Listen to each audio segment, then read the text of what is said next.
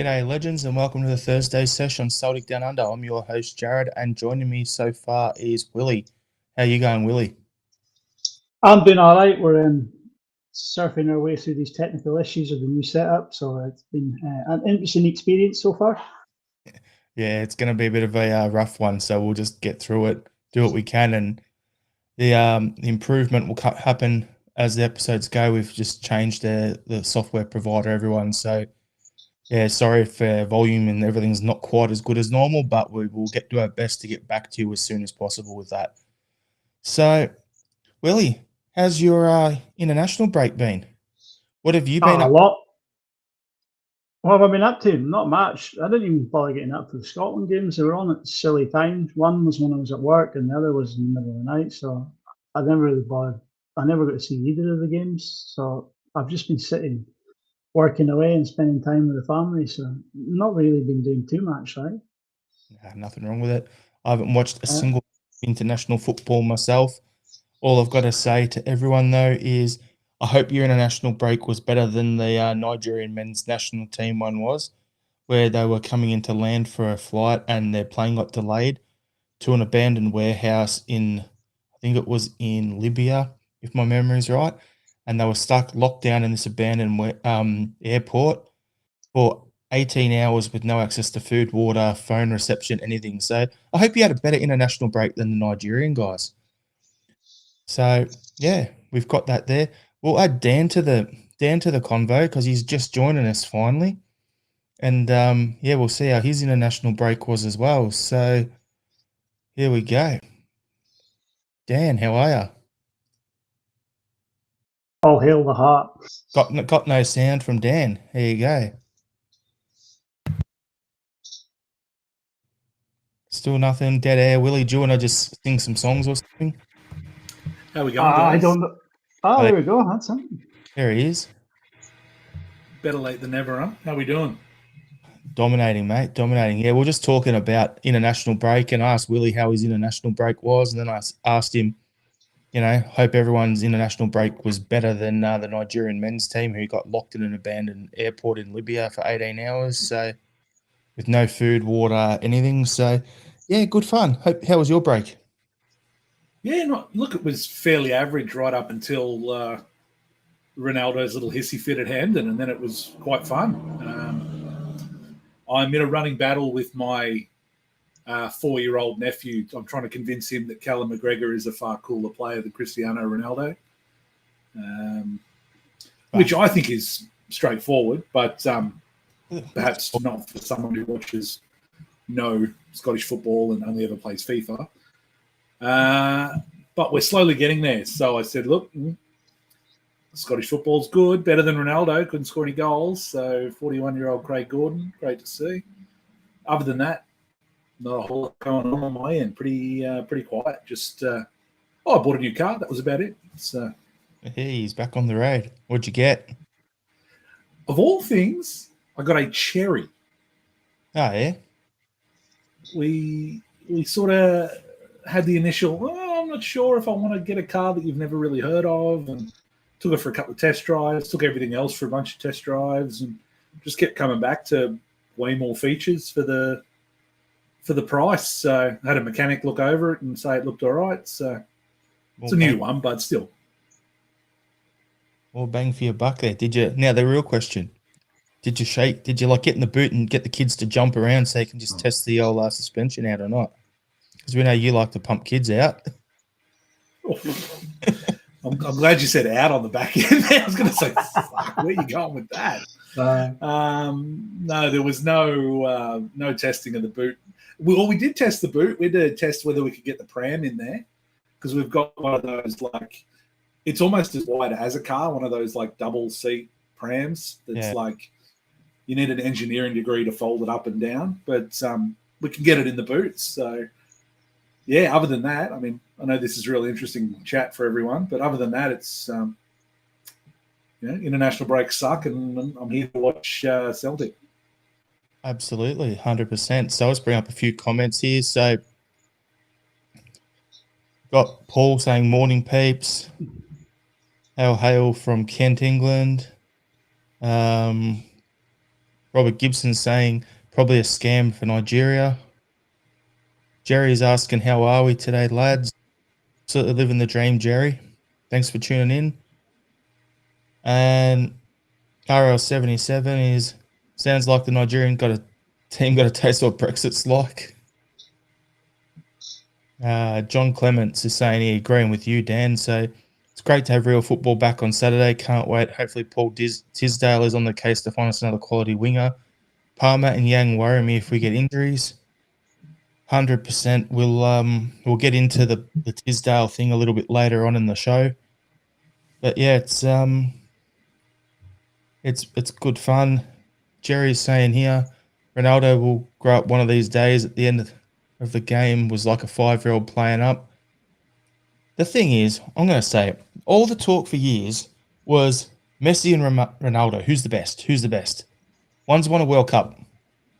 End of discussion. Since then, Ronaldo's going to hide in the desert, count his money, and be a massive spoilt brat. Worse than before. So, yeah, good fun. Dan, we've got a comment here for you. Don't lose your cherry. We're going to pop it hopefully tomorrow when we pick it up. And Palmer is a wanker. I wonder who's putting that up on the screen. I was going to say, you didn't even need to say who commented that one. Yeah. So, yeah, good fun. Looking forward to the game getting on. So, down in Melbourne at the Melbourne number 1 CSC tomorrow night, they're having one of the old monthly catch-ups. They're bringing them back. So, yeah, if you're down in Melbourne over here in Australia and you got the opportunity, come in, say g'day, have a couple of frothies, whatever, tomorrow night. I'm aiming to get there. So, come make me feel famous and say hi. I'll say that to be a wanker. So there you go. Palmer's not the only one. There you go, Robert. But no, I just want to, well, I've got to ask, we'll go to you, Willie. So UEFA's fined Celtic for the fans' use of pyro in the game at Dortmund. We have a 1-match away game suspended ban hanging over us if it happens in the next 2 years. So basically a suspended sentence. What's your thoughts on that? It's been coming. I mean, we've been letting pyro roll in European games and domestic games for the best part of a decade now. So the chances of the ban being enacted is extremely high as far as I'm concerned. I mean, supporters they don't care. But it's no pyro, no party seems to be the motto of them. Like, yeah, it's colourful, it adds to the match day experience and all that for some, but I would say 50% in the stadium are in favour of it and 50% in the stadium probably not in favour of it. It would divide opinion as far as I'm concerned. Like, you look at the League Cup final, we played against Hibs. I think the first 5 minutes you could barely see the pitch, let alone the ball. Like, it's one of that ones. The ban's coming. I mean, there's no way we're going to go to Bergamo and the fans aren't going to let pyro go. It's a foregone conclusion. It's going to happen. Like, so, I'll tell you where it'll happen, Willie. It's going to happen in Zagreb. Let's be honest. Their fans love the pyro. Yeah. Our fans will get down and they'll get caught up in the moment, and it will happen. Let's be honest. Yeah. So, all I'm going to say is I saw perfect there, Willie, for the best day ever, and you completely missed it. And it was going to be, what do you think? Oh, they're playing with fire here, getting the club fine. Set you up for it, and you completely missed it, mate. So back to what you were saying. No, it's they need to pay attention to what UEFA is saying here because, okay, if the fans go to Bergamo, let a couple of players off, the next away game is probably the Zagreb game, is it? Is it Zagreb? Maybe it's not. But the next away game is the one where we'll be suspended. And who's to say that they get back into the game after that for another away day? They let another pyro off, and the game after that is say, right, there's 2 games next time. You know what I mean? UEFA seems to be coming down hard on this pyro use at the moment, and you need to toe the line with UEFA because they won't waste their time and hide their head in the sand like the SFA do over situations like this when it's Celtic and Rangers that's involved. But UEFA don't care. They will close the stadium on you. Like, so they need to be very careful. Like. So Robert Gibson saying it was the only fireworks from Celtic in Dortmund that night, and Jerry Burns is saying, how do they manage to get the pyros in? Dan, how are they getting them in? Is it up their butt, in chicks' bras? What are they doing? I'm no grass, man. as someone who may or may not have assisted in the entry of illicit objects into football stadiums. No comment, no grass. I have no idea how they would even attempt such a heinous act. I got no idea either. Can't comment. Yeah. There you go. John Clements got the idea. Celtic should hand out sparklers to the Green Brigade before games. People booked up for away games will be raging if banned. Yeah, I know that'll suck if you've booked a trip to, say, Zagreb or wherever. Yeah. Happens, no good. Listen, if they want to push, I mean, you could look at the Norwegian model. The Norwegian teams, I think it was 10 years ago, or maybe more than that, they introduced safe pyro to the stands. Now, they have a system in place where they have to notify the FA, they have to notify the police, they have to notify the fire brigade of what their intentions are, where they're going to set the pyro off. And then if all the parties agree to it, then they're allowed to have the safe pyro within inside the stadiums. But you really need to set a protocol in place to allow that to happen. But that's only ever going to happen in Scotland. And I can't see the SFA, the Scottish Government, the fire brigade, or the police allow anything like that to happen in Scotland. But if you start pushing the channels and try and open dialogue, at least you can say you can make inroads on having safe pyro within the stadium of in the stadiums in Scotland, and it would be for Scottish games only, like I say. But UEFA aren't going to allow this, so they really need to screw the nut. Like, if not, you're just going to ruin away day spectacles worse than the Celtic performance as well for the fans going out there. So basically, Willie, what they've done in the MLS, like Orlando, they had a safe smoke section. So there's like, you got the active at the front, and then there's like where you come in and there's like an area and it's set up. And then what you can do is you can go in and you can set off purple smoke, white smoke, whatever, because that's their colours. It's purple and white and whatever. So they've got that set up. And I know Celtic have looked at as well with the police and everything about having safe smoke for green and white in the stadium in the past. So if you were to have safe smoke and have areas you can let it off instead of ripping an actual pyro, different story. But, you know, as they say, no pyro, no party. Dan, you look like either you're dropping a fart off camera or you're deep in thought. I don't know which one, so I'll throw to you. And look, I'm clearly not deep in thought. So. No, it's one of those. We've had similar issues here in Australia with the A-League and the use of marine emergency equipment, and the legalities around that. It's one where, as Willie said, at the end of the day, UEFA has hardline crackdown on it.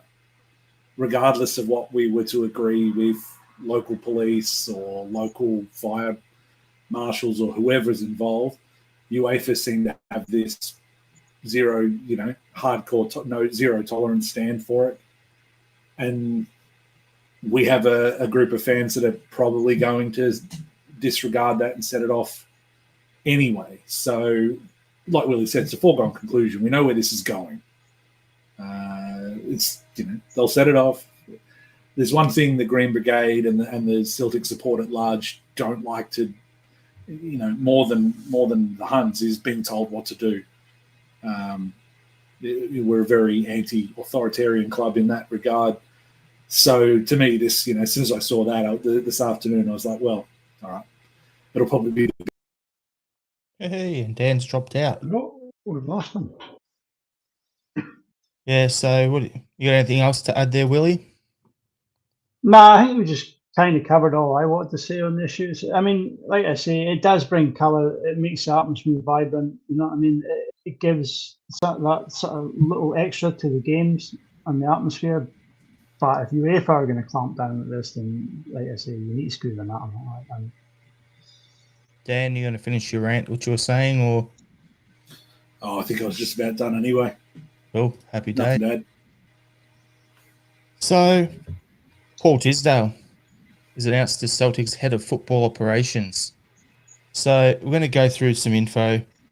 I've basically gone and put together, grabbed different bits from different articles and thrown it all together. So, Tisdale was on a podcast about the football doctor terminology. So it's how will the football doctor, get on in this role at Celtic? And then we'll talk after that, after the info I've got on what are your expectations from at the club, and we'll go from there. So Tisdale was on some scouting podcast recently. I didn't get the name of it. He had 20 years of management experience with Exeter City. He was there for 12 years, plus spells at MK Dons, Bristol Rovers, and Stevenage. I don't know if I got that right. But Tisdale said, I work as what I call a football doctor. I go into football clubs and I try to find performance improvement solutions using data and also from my experience as a coach. I translate very well from the boardroom to the pitch and from the pitch to the boardroom, and also deliver CPD and coaching mentoring. And then asked about his outfit. He goes, I don't come to work with a cravat every day, but when you feel right, you look right, you act right, in that order. When he was asked about data analysts that are all around football, Tisdale believes his algorithm has a really unique model, and it allows a coach to focus on working out which statistics are important when it comes to performance or winning a match and which aren't. He said on the pod, 20 years ago, it was one page of data on a Monday. Now it's over 100. But let's forget the data. Let's start with the structure. I came up with a structure that could be coached in the National League and in the Premiership, no different. Then I look at the moments.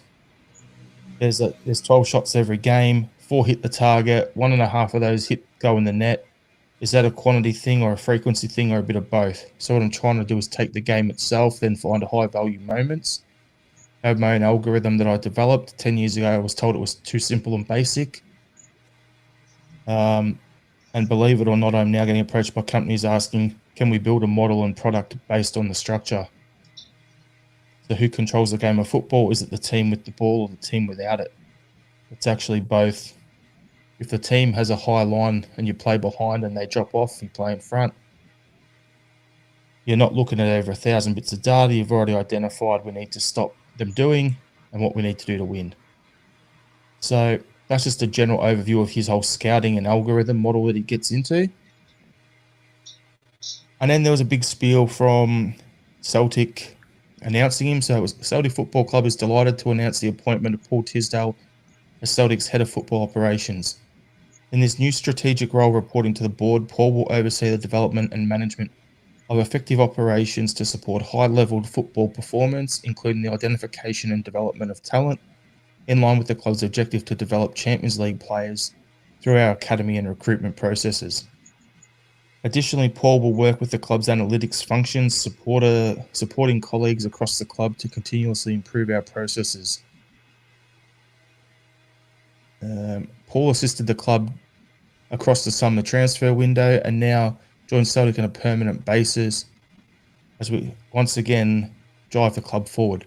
That's it. That reeks of Nicky Hammond to me. Worked with it in the summer like a try before you buy sort of thing. Michael Nicholson said, we're delighted to appoint Paul as head of football operations, and we're sure he'll bring a different dimension to our work. I'll just stop going through the quote. I'm sure everyone else has read that. So for me, looking at it, it's one of those positions where he's come in as, was it director of, what was his thing? Head of football operations. For me, this sounds like a football director or a director of football or a sporting director. That's what it sounds like to me, above all else. So, Dan, I'll get your thoughts. What do you think of the appointment, and what are your expectations for him at the club? Cautious optimism. There's a lot of buzzwords and sort of corporate speak and football business speak. He's thrown the fucking thesaurus out, whatever he said on those podcasts and in the statement, which you expect. He's there to sell himself. And I listened to part of a sports business podcast with him talking about it as well. But frankly, I was just fuck halfway through and that's something else to do. So he could, you mentioned Nicky Hammond, it could be an absolute clusterfuck. I mean, for all the talk, for all this promotion, he fucked around with some lower league clubs in England for a little while. Like, it's not like he, Mourinho'd fucking Porto to the Champions League final. Like, he's done a job in the lower leagues of football, and seemingly a decent job. Although there was some Exeter fans talking about sort of the way he left and some sour taste over some things he said to the fans. The flip side of that is we've spoken over a number of weeks, and myself in particular, when we're trying to be critical of the club, the transfer window, the talent identification. The big thing we said we needed was a structure in place, and we needed to know, what were reporting lines, who was doing what. This, put some clarification around that, gives us, an opportunity to go, right, this is the guy that's responsible for talent identification. And there'll still be was this a Brendan guy, or was this a Tisdale guy? But we were clambering for clarification, for structure, for solidity, for a path forward. They've seemingly chosen that. So I guess we've got to give them, for me anyway, you've got to give them the benefit of the doubt, even though I kind of feel like I've just been on the end of a sales pitch, if that makes sense. I feel like I've been sold a little bit there. So Before you jump in, Willie, I'm going to bring up a few comments here because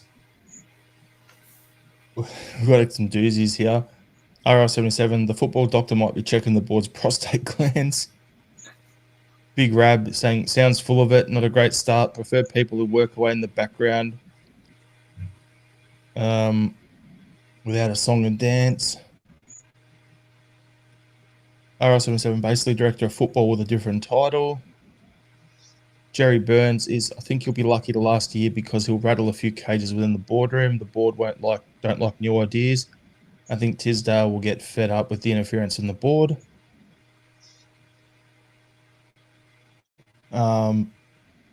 Big Rab saying, I think he's at the wrong club. The other side of the city is the one full of shit.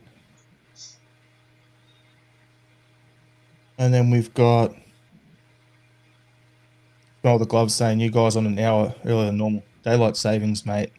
Where things are changing. So, yeah, I was wondering why the numbers were lower on the live. I've just tweaked on that comment. So, yeah, it's one of them things for me. What I think is he's given me the vibes of Brendan when he came in the first time, where he comes in, he's just like all the big, oh, yeah, when I saw this guy, I knew right away, and blah, blah, blah, and telling all these stories and doing the car salesman sort of, the snake oil salesman sort of thing. And that's how he comes across.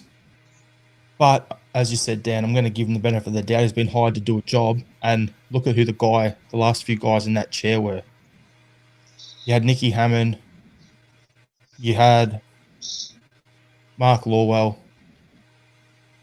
It's a bit of an interesting one. So, yeah, Willie, what's your thoughts? I just pretty similar to you guys. He seems to be very full of himself. Whether that's a good thing or a bad thing, I don't quite know. He's driven by data, which is, I suppose it's a good thing in this day and age, because the game is increasingly moving towards the model where data is important to moving forward. Like, so, yeah, it's a bold move by the club to appoint someone like him. He seems ballsy, and it's a ballsy move. So hopefully it can pay off. Like, hopefully this algorithms he talk about, he can go out and scout players, knowing what positions we're weakest in and what sort of players will be able to push us forward to the next level. I mean, it's kind of that suck it and see situation with him. You know what I mean? Will it work? Will it not? Nobody's really going to be able to tell without for any sort of degree of certainty. I mean, Stephen McGowan, he's got the ear of Peter Lawwell as a journalist, and he's called him the most intelligent man in football, and that could just be Peter Lawwell putting a bit of money in McGowan's pocket to say right some kind things about him. But he's got a tall order to follow Mark. He's got a tall order to follow Mark Lawwell, right? You know what I mean? As if Peter Lawwell will put money in someone's pocket. All the money has to come to. He's like Scrooge McDuck. Yeah. Give me all the money to swim in. Speculate to accumulate. It'd just probably be the interest payment on his bank account. Oh, I got a bit more this month. I'll get that to Stephen McGowan to say some nice things about this guy I've just hired. Anyway, did you buy a cherry off a guy called Paul Tisdale, Dan? I didn't, but the more I listened to him speak, the more I realized I've been speaking to a lot of car salesmen lately, and there's a similarity. There's a shout out to Joey. I can't remember your last name, Joey, but I think I came out of that negotiation all right. When you sort of break it down, I was sort of looking when you go through. It's interesting because the information out there is very general. It's very generic. Like he has 9 rules for recruitment. This is Tisdale. Identify undervalued talent. Well, that's what everyone's trying to do. Let's be honest. No one's looking to identify overvalued talent. Create relationships, adaptability, focus on character, utilize data and intuition, which kind of, to me, says, well, that's, potentially an incongruency there. Align recruits with the club's long-term goals. Ensure players know they will be treated with respect. Change formations if necessary to accommodate talented players, and prioritize acquiring talent, even if it means altering the team's playing style. It's still so generic. I don't know. There's obviously more to it. He's not going to come out and put the 11 secret herbs and spices out there, but I don't know. It just feels so buzzwordy. And The question is, can he play left back? well, I want to know who was it Vale that he identified during the summer transfer window? Like, who was he involved in? I don't know, to be honest with you. I'm thinking about I actually took a screenshot. Hang on. This will be interesting one. Yeah, so our summer recruitment was Sinosalo, maybe? Possibly. He came from England at Villa, so yeah. Well, he was on loan at Exeter, wasn't he? Why, if I remember that incorrectly? He could have been on loan at Exeter, actually. Yeah, I think I have that in my back of my head for some reason. When I was looking at it, I was like, okay, so Sinosalo, Casper is a Brendan signing, Bernardo was last season, Eda's last season, Trusty, maybe. And then Engels is definitely not him. McGowan is up here. And then Valle, who knows? So they're the only ones I look at. So I think probably a couple of them are him, but yeah, it's going to be interesting because we need to get a left back in, and then you've got him coming in. So it's doing the right thing because there's just that one line from the announcement that just drains at the one thing here where it goes, including the identification and development of talent in line with the club's objectives to develop Champions League players through our academy and recruitment processes. Champions League players through recruitment processes, that part, I can understand, okay? 100% makes sense. That's what we do. We've been doing for the best part of 15 years as a club now. Buy low, sell high. Makes sense. But players through our academy to Champions League players, if we get a player who's showing that, other than Karamoko, every single one of them has taken the money elsewhere as soon as they got it. So that's going to be a tough ask. But if you can turn that around and somehow make it happen, other than Karamoko, is the only one since Tierney. Pretty much everyone else who's come through since then has not cut it or has gone elsewhere for money. So, yeah, it's a bit of a... talking your dopes and stuff. Yep, exactly. Or the ones who went to Bayern Munich before that. Yeah. For the record, Sinosalo had 45 appearances for Exeter City last season. So, boom, there it is. I would say he is absolutely at least one that Tisdale has his hands on. Yep. So we'll get some comments up here. Smell the glove. Paul Tisdale fact nicked from Wikipedia. He's close friends with Andrew Lincoln from The Walking Dead. Sound even more honeysh. Paul Galanti. Anyone know why the share price is so low?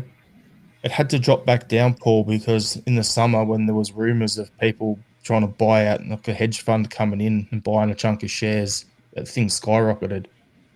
In a 3 or 4 day window, it went up like 40 something cents on the dollar or whatever it was. So, yeah. We got here heavy vibes. If he was some top level, some EPL club would have snapped him up.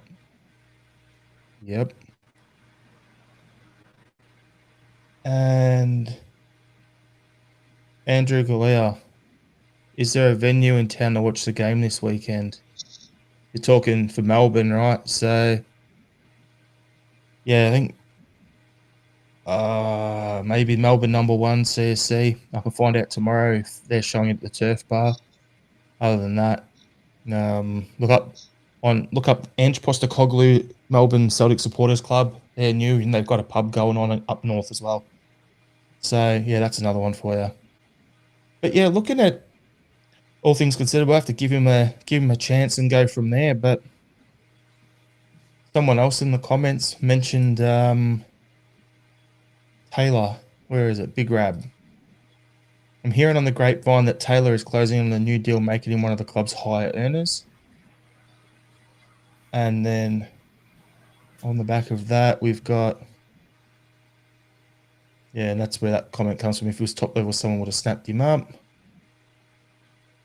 And Smelly, I thought Taylor would always stay. His wife was having a baby, once settled. So you've got that. But then you also have the rumours, and I'll get the article for you.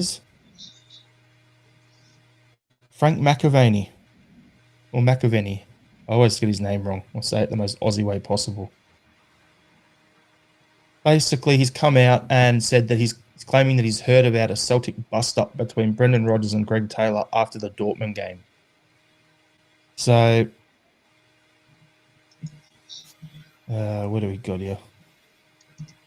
Yeah, so he's saying that the Scotland International is undisputed number 1 left back at the Hoops, with Barcelona loanee Alex Valle the latest challenger. Calf injury was reportedly picked up in the Champions League against Dortmund. Valle has shown flashes of potential in stepping in, but McAvaney suggests there may have been a disagreement of sorts between the boss and his defender. He claims to have heard from people around Celtic that a falling out may have occurred. McAvaney told Football Insider, so that says it all. Clickbait merchants. I like him, Valle, but he's got some great touches. He likes to defend. I'm all for my left back wanting to defend. I think he's going to be good, but he's going to have to give Greg Taylor a run for his money, that's for sure. You hear Greg Taylor is injured, or you hear that he's fallen out with the manager. There's all sorts of rumours going on about a bust-up. That's what I'm hearing from people around the club. But at the moment, the boy has come in, he's not done anything wrong, and Greg will know whether he's injured or whether he's fallen out with the manager. He'll have to fight to get back in. That's the competition. It's good for the team. So based on that, there's two things. When I first heard of it, I'm like, this is just rumours about what a guy's heard, and it's being made for clickbait, right? So he's getting what he wants by me saying this here, but it gives us something to talk about. So what are your thoughts on this, Willie? Do you think it's legit? Do you think he's injured? Do you think there's been a bust-up?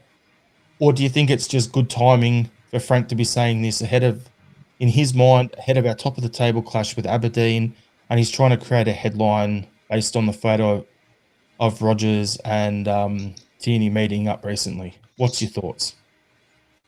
There is the chance that just because Frank McAvaney said the rumour and he said it gives that little bit of extra weight with Frank being an ex-Celtic player to throw it out to the media. He's also got his own podcast on the go at the moment. I'm not going to name it. I've listened to him do an interview with Bruni on it. It was pretty good, But do I think there's been a bust-up between the two of them? I don't know. Possibly not. I don't know, but I'm all but finished with Greg Taylor. If Greg Taylor left in January, I wouldn't care, to be honest with you. You could go out and get, I said it in my notes last time you were on there, you could go out and get McKenzie from Aberdeen. You could go out and get the boy who was at Dundee last season. His name's escaping me at the moment. And you could go and get him. You could go and get him in. They would do the exact same job. They'd probably defend a bit better than Greg Taylor does. I just think Greg Taylor, the relationship between Celtic and Greg Taylor is now run its course. he's not going to sign a new deal. I don't think the club's offering him a new deal, and I just think it's a good time for us to part ways. I'm just over the whole Greg Taylor thing now. Dan, what are your thoughts? Yeah, look, I'm probably getting to that same point where I'm like, look, he's, as things stand, he probably is first choice left back at the club, but he's not irreplaceable. Rumors. They come, they go. Some of them, always, whenever it comes to rumors, I always remember how for about 15 seasons in a row, I read that Ronaldinho was going to Manchester United.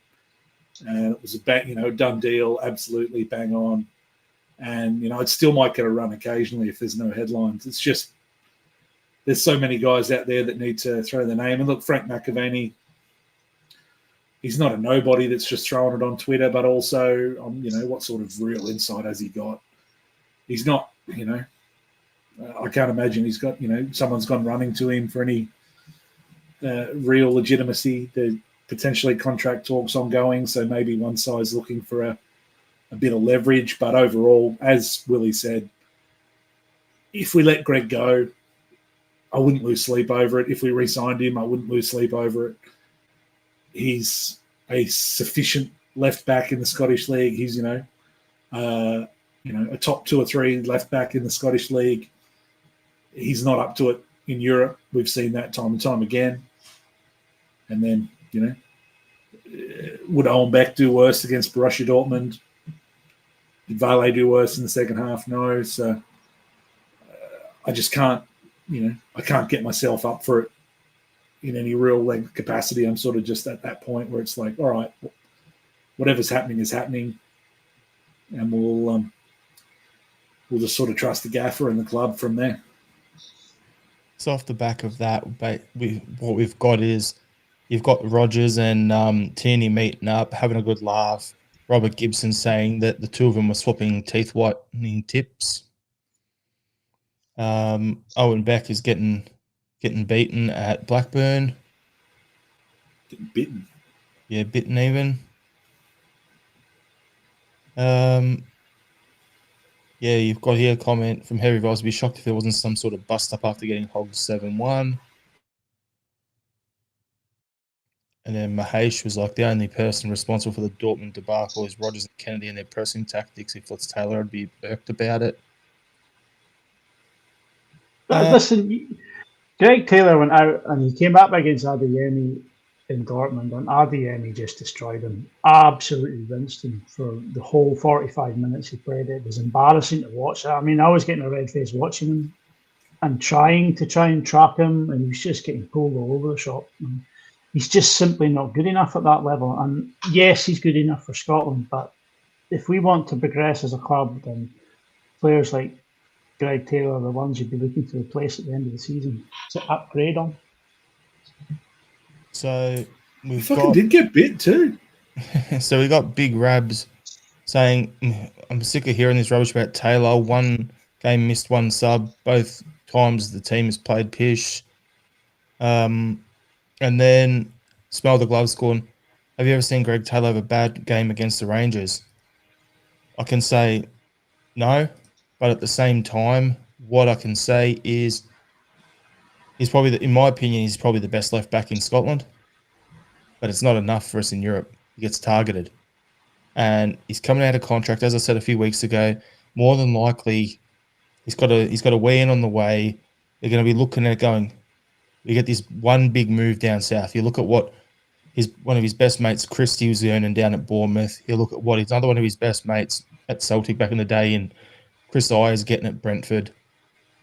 If he can get a big money move, even to play in the championship down there, he'd be taking the money and trying to make some bank. So I don't really see it as a massive issue. If he was to go, we'd be able to get someone in, no problem at all.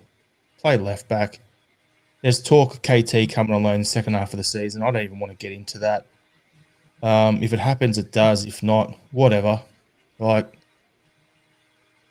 Yeah, smell the gloves. Put it in the title of the show though, just for those clicks. Yeah, we'll put it in there. Just get it in there for some clickbait and everything. But yeah, at the end of the day, we'll see how it all comes out.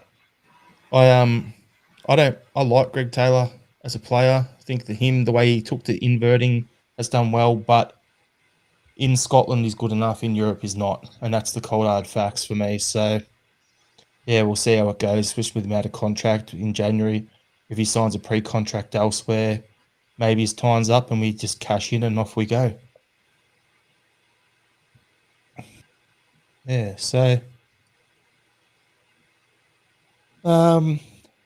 you boys got anything you want to talk about before I jump on to my last topic I've got other than the game? Any random stuff? Do you want to, instead of having a final thought, do you want to just have a random thought in the middle of the podcast? Go on, Willie. Well, if we're gonna do that, I'll shout out the 1 Foot Forward project for the Black Dog Institute.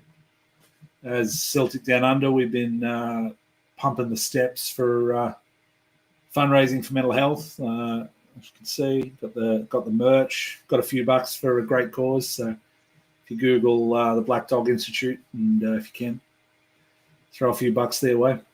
Yeah, that's good. Good cause. Good shout out, Willie.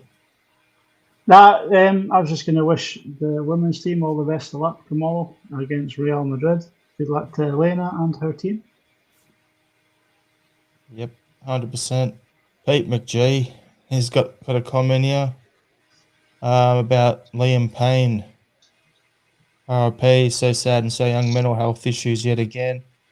I'm just willing to let you guys in the comments just throw in any random thoughts and bring them up. Let's make it as interactive. It's the only time anyone said that about him, mate. I'll tell you that much. Oh, I remember when my waist was that little. I remember when I could fit into a 12-incher, but I might go and get Subway for dinner. Yeah, so last thing I wanted to talk about, like the Aberdeen game's not on TV because of an additional deal. So we got the normal TV rights, and then there was the additional Premiership broadcasting rights to Premier Sports. Of the 12 clubs in the SPFL contract, 11 of them opted in, so they'll earn 75 grand per game for the clubs for each additional home match shown. Celtic said no and opted out of it. We're the only one. And what it means is no home league matches from Parkhead will be broadcast on the channel this season. Although it's possible that some of our away games may be shown. The reason for this is being reported that the Hoops have been reluctant to inconvenience season ticket holders and fans travelling from further away by moving more traditional 3 p.m. Saturday kickoffs to later slots. So all I have to say is, fuck yeah, Celtic. I love that you're putting your travelling fans above a couple of bucks, especially considering, we know the old mate with the heated driveway loves to make any little couple of dollary dues he can. So, yeah, turn down the 75 quid each time and be like 75,000 quid and be like, we've got millions of bitches. We don't need to. So it's disappointing it's not on TV for us over here. I'm sure we'll find a way to watch it. But at the same time, I just love the fact that they're not willing to move and bend the knee basically to TV broadcasting companies. Dan, our resident communist on the Thursday Sesh, what's your thoughts on this? Yeah, fuck capitalism and fuck giant TV companies. No, my only concern is will those of us who access our football streams on a less than legal basis still be able to find it? I'm sure we will. Don't be sure. Here or I just saw the words 12-inch penis in the comments, so I'm a little bit flustered. But it's still on. It'll be on Celtic TV, right? Yeah, it is. Yeah. So that's how we'll be able to get it. Celtic TV. So it'll be a stop-start affair with half a dozen dropouts and dead screens and Upstart Link logos. It's 1 foot Dan. I just saw the 12-inch one you mentioned. Pete McGee with the jokes. How about the man with the 12-inch pants? Turns out it was a dwarf playing a piano. I'm looking forward to the game, though. Yeah. Aberdeen have been great. We'll roll into that then. So, yeah, I was just going to say, what's your general thoughts? continue with there, Dan, and yeah, go for it. Yeah, well, it should be great. That was my initial thoughts. Jimmy Dillon's got Aberdeen playing very, very well. They're tight, they're compact, they move the ball. They haven't missed Miovski at all. I know Papa Gay was injured last time I looked, but he was he'd sort of looked like a renewed man up there when he was putting the goals away. So this is absolutely going to be our sternest test of the season, that's for sure. Yeah, I'll have to agree with you. I think it's going to be a tough one. I just want to know from you, Willie, like, what's your general thoughts and how do you think Aberdeen's great start to the season is going to affect their mindset heading into the match? They're going to come into the game with plenty of confidence. Right? I mean, it's a top-of-the-table clash against our closest rivals. Their form's red hot. They haven't lost in any competition this season. They gave us a couple of really good tests last season. I think there was the semi-final at Hampden, and they ran us really, really close. A couple of Junior Hoylett goals at the back post where Liam Scales got a bit lost. But I expect this game to be no different. Jimmy, as Dan says, Jimmy Tillene's got them playing with confidence. They're compact. They're playing this 4-2-3-1, which encourages high pressing. We know at times we don't like to be pressed high. You know what I mean? The boy McKenzie at left back we mentioned earlier is playing really well. McGrath and Keskinen on either of the flanks are playing pretty good too. And you got the boy Mitov in goals. I said we should have went and made a move for Mitov as our backup keeper because I thought he was great. But he's in the running with being the team of the year. He's in really, really good form. So you got a rejuvenated Nesbitt up front. I think this is going to be a good test for us. Like, I'm really looking forward to this game. Like, just go. Mickey Devlin's been really good at right back as well, and even looked good when he came on for Scotland. So yeah, and Duke's seems to have buried the hatchet with Tillin. Duke went AWOL at the beginning of the season. He's buried the hatchet and he's prepared to come back in and play again. Like, so I think that's a great sign for a manager when you sort of seemingly have lost a guy and you're able not only to bring him back and get him back on board, but to sort of get the rest of the guys back around him as well. So he's really impressed me, Thielen. Like, really impressed me. It gives me vibes of it was the guy at Bodo Glimt that everyone had that sort of pressing. Kiel Knudsen. no. Yeah, he gives me vibes of that sort of guy as well. So it's good to see. Like, I'm liking it. But what you're saying about Mitov, Willie, like Mahesh is saying in the comments that Mitov's the best shot stopper in the league at the moment. Aberdeen probably could have second or third best midfield in the league. Yeah, and the thing is, if you look back at previous Aberdeen teams, they've always had a pretty quality keeper. Like, if you go back through it, you've got Mitov. They had who's one they had before that? The Keller Roos. Keller Roos, that's the one. Before him, it was they had that Lewis who was decent. Before Joe him, Lewis, before him they had the young guy from Liverpool. I can't remember his name. That was under McInnes as well. So they've always had decent goalkeepers. Guys that when we're watching, we're like, yeah, he'd be a good backup for us to sign. We've been saying it pretty much every one of their last four keepers that I can remember. So, yeah, they're going to be hard to break down. They're going to put pressure on us. They're going to try and make us make mistakes. And the thing is, most of the other teams in this league, when they put that press on, they don't have the outball. If they want to come and press high against us, what's going to happen?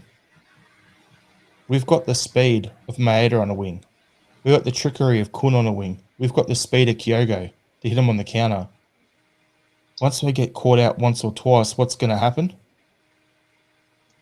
It's going to, it's going to open up for us. So it's going to be a pretty high-scoring game. I don't think we're going to absolutely poleaxe them, but yeah, could be a pretty open game.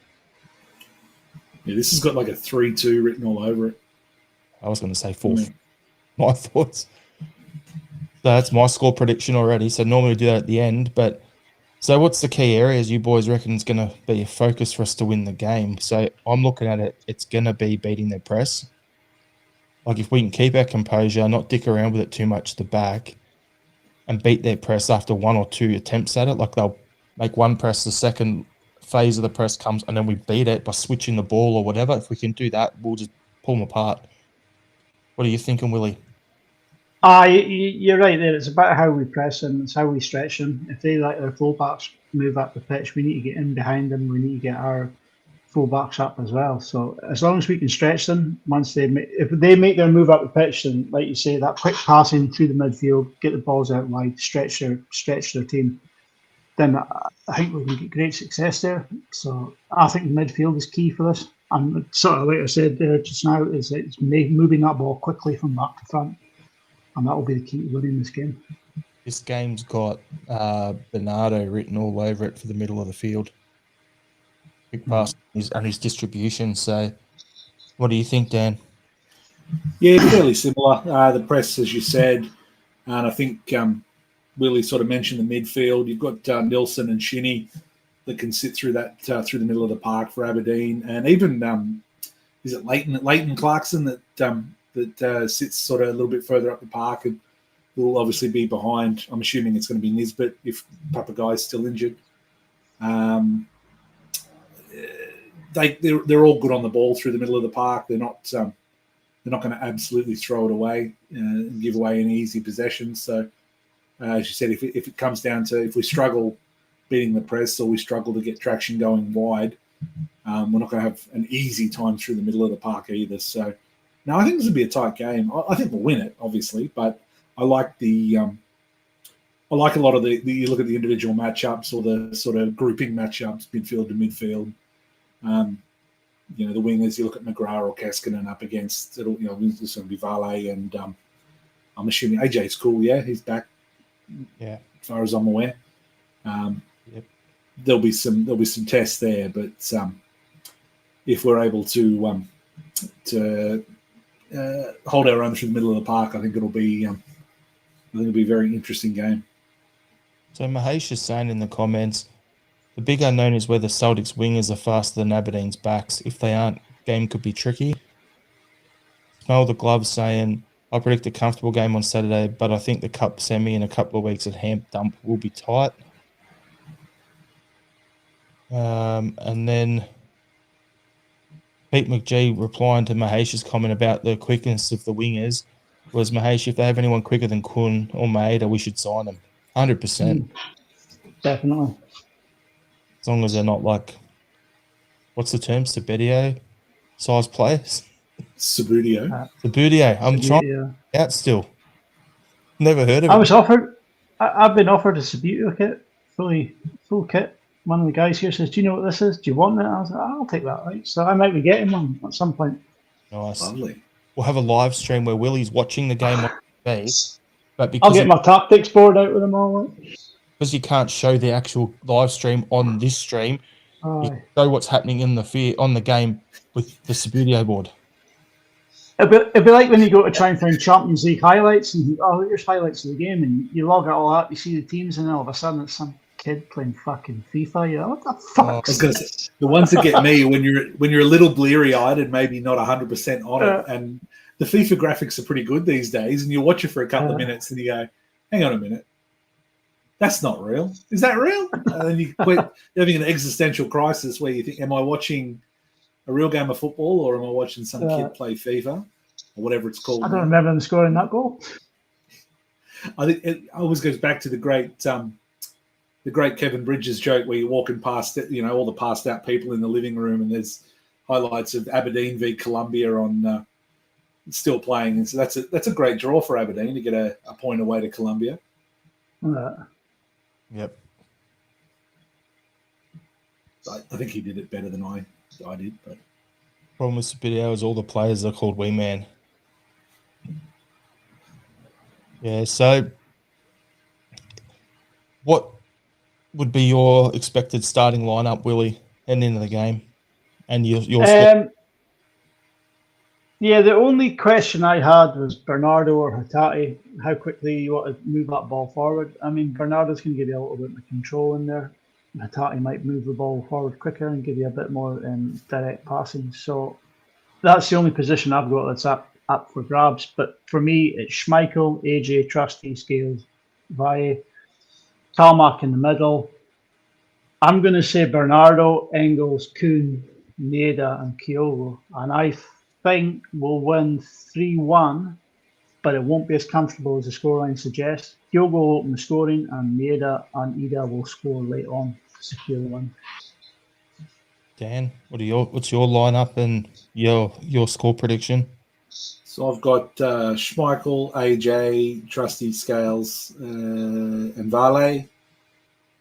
My midfield three was Engels, McGregor, and Hatate. Toss of a coin. Wings, Kuhn and Maeda for Kyogo Furuhashi in the middle. I will stick with my 3-2. I don't know who'll score the first two, but Adam Eder will score an 87th or later minute winner. Nice. It'll be absolute scenes, just limbs everywhere. And Willie will have real trouble trying to do it with Subbuteo players trying to recreate it. He'll have real difficulty because he won't have the stand for people to jump into. No, he'll just do this, Dan. He'll be like, and the crowd goes wild, full, and just fling them, and they'll all go flying through the air like they're in the crowd, and everyone's jumping. And then you'll see a life-size Marco Tilio flies past as well. Exactly. Perfect. For me, yeah, it's going to be Casper, AJ, Trusty, Scales, and Valle. And then Kelmack and Engels will start. I said before, this game's got Bernardo written all over it. However, I would be looking to bring Hatate on after about an hour.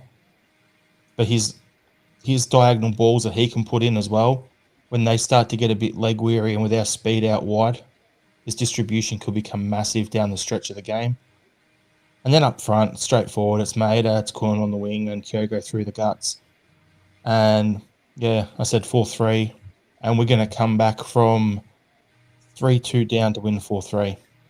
And yeah, it's going to be Kuhn with the equaliser, and it's going to be Jamesy Forrest off the bench for the match winner.